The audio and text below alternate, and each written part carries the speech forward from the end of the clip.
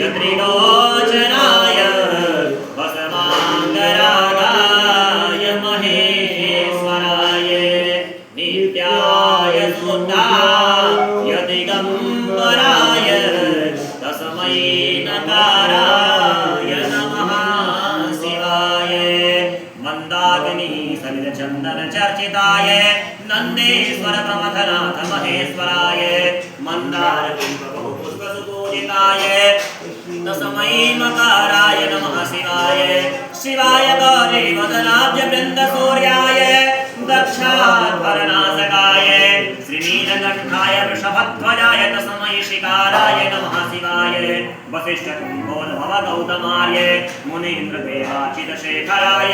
चन्द्रार्कलक्ष्मानरलोचनाय तस्मै वकाराय नमः शिवाय यक्षस्वरूपाय जटाधराय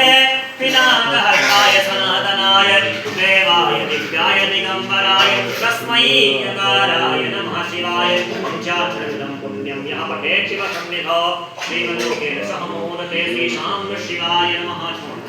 आदिविश्वनाथाय मृत्युञ्जय नीलकण्ठाय वृषभध्वजाय नमः